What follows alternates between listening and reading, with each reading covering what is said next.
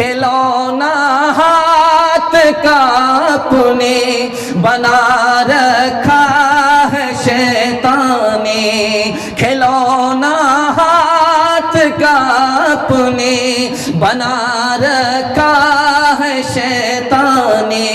बना ले अपना तू बंदा, इलाही दर गुजर कर दे। बड़ा मुजरिम हूँ मैं तेरा, इलाही दर गुजर कर दे। ध्यान दीजिएगा, एक राज की बात सुनिएगा।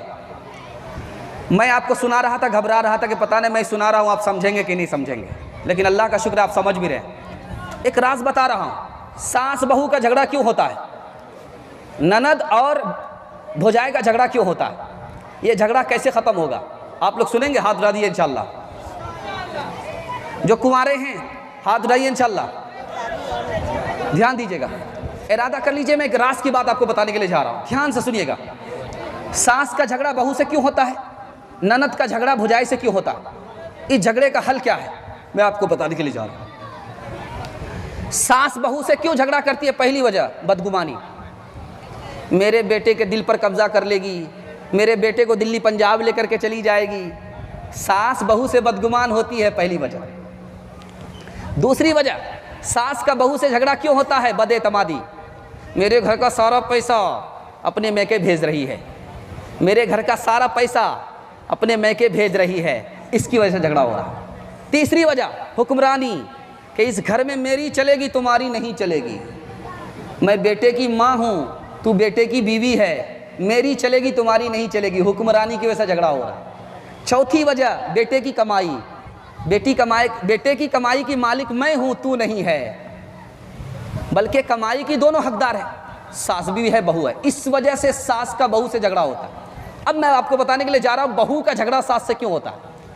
वो क्या समझती है कि मेरा बाप तो मुझको रानी बना करके भेजा, मैं नौकरानी थोड़ो कि बर्तन साफ करूं, घर की सफाई करूं, खाना पकाऊं, ये करूं वो करूं, मेरे बाप ने तो मुझको रानी बना करके भेजा, इस वजह से बहू झगड़ा करती है। दूसरी वजह, बहू से सास का झगड़ा क्यों होता, मुझे इस घर में जितने शौहर से करूं वो पूरा करे। तीसरी वजह, अगर मैं खामोश रहूंगी तो ये मुझको दबा देगी, सास मुझको दबा देगी, ननद मुझको दबा देगी। राज की बात बता रहा हूं, झगड़ा कैसे खत्म होगा। सास अपनी बहू को माफ करे, झगड़ा खत्म हो जाएगा। सास अपनी बहू को बेटी की तरह दर्जा दे, झगड़ा खत्म हो जाएगा। सास अपनी बहू को ताना ना मारे, सास अपनी बहू को खुशी से काम दे, झगड़ा ही खत्म हो जाएगा। अब मैं आपको बताने के लिए जा रहा हूं बहू का झगड़ा कैसे खत्म होगा।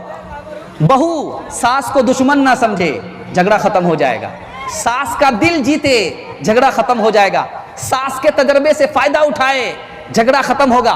सास की शिकायत शौहर से ना करे, झगड़ा खत्म हो जाएगा। ननद की शिकायत अपने शौहर से ना करे, झगड़ा खत्म हो जाएगा। एक साहबी हैं, उनका नाम है अबू दरदा रजी अल्लाह अन्हु। जब शादी हुई पहली रात है, इसको ध्यान से सुनिएगा। जो लोग कुंवारे हाथ उठा दिए इंशाल्लाह, जो लोग कुंवारे हाथ उठाइए इंशाल्लाह। 20 साल के बाद शादी करेंगे, हाथ उठाइए इंशाल्लाह। कोई बेटी नहीं देगा, बूढ़ा हो जाइएगा दांत बाहर आ जाए, जल्दी से शादी कीजिए। ध्यान दीजिएगा, हजरत अबू दरदा रजी अल्लाह अन्हु साहबी हैं, शादी हुई पहली रात है, बीवी है, तो क्या कहते हैं, कभी आपके घर में झगड़ा नहीं होगा, रात सुनिएगा, ये आपके काम आएगा। जब शादी हुई, बीवी पहली रात में आई, पहली मुलाकात में बीवी सामने है, तो क्या कहते हैं, देखो मैं भी इंसान हूँ, तुम भी इंसान हो, जब मैं तुमसे खफा हो जाऊं तो मना लेना, और जब तुम खफा होगी मैं तुम्हें मना लूंगा, तब तो गाड़ी चलेगी, वरना गाड़ी नहीं चलेगी। दूसरी मिसाल दे रहा हूं, बहुत ध्यान से सुनिएगा। एक औरत आई हकीम साहब के पास, मैं शौहर से परेशान हूं, इलाज बताओ। का इलाज? शेर के सर से 3 बाल लेकर के आओ, इलाज कर दूंगा। कहा कि तुम्हारा दिमाग खराब हो गया है, शौहर की परेशानी बताने के लिए आई, तुम शेर के पास भेज रहे हो तो चीर फाड़ देगा। कहा 3 बाल जब तक उसके सर से तोड़ करके नहीं लाओगी तुम्हारा मसला हल नहीं होगा। अब शौहर ने दिमाग लगाया, झोला में गोश्त रखा, चिड़िया खाना चली गई, शेर के पास जाकर के एक गोश्त दिया, दूसरा गोश्त दिया, तीसरा गोश्त दिया, 1 दिन दिया, 2 दिन दिया, 3 दिन, शेर मानूस हो गया। अब ये औरत करीब जा कर के गोश्त दिया और उसके माथे को सहलाने लगी, 3 बाल तोड़ करके ले आई। हकीम साहब को दे दिया कि हकीम साहब ये कि देखिए बाल है, मेरे शौहर से मसला हल कर दिए। कहा अफसोस है, तू शेर को काबू कर सकती, अपने शौहर को मानूस नहीं कर सकती। औरत समझ गई। दूसरी मिसाल ला रहा हूं, बहुत ध्यान से सुनिएगा। दूसरी मिसाल ला रहा हूं, बहुत ध्यान से सुनिएगा। माँ अपने बेटे से कह रही थी कि बेटा सबक याद करो, अगर तू सबक याद नहीं करेगा तेरी बकरी को भेड़िया के हवाले कर दूंगी। भेड़िया गुजर रहा था, रुक गया इंतजार में, वाह अब तो हवाले होने ही जा रहा है, आया हूं वलीमा खाने के लिए, बढ़िया से खाऊंगा।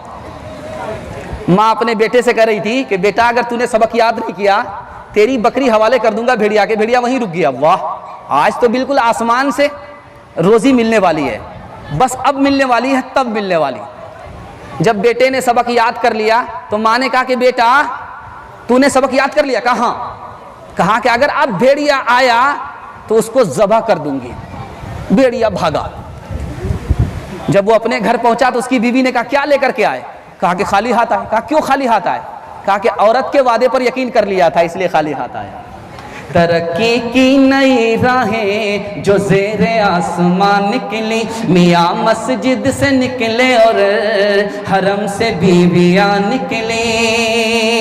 मुसीबत में भी अब यादें खुदा आती नहीं उनको, दुआ मुँह से न निकली, पाकिट से अर्जियाँ निकली। इसी तरह का बयान और हम्दुन्नात अगर आप सुनना चाहते हैं तो सबसे पहले हमारे चैनल को सब्सक्राइब करें, लाइक करें और अपने दोस्तों में भी इस वीडियो को शेयर करें। फिर हम मिलते हैं एक और वीडियो के साथ। इजाज़त दीजिए, खुदा हाफिज़।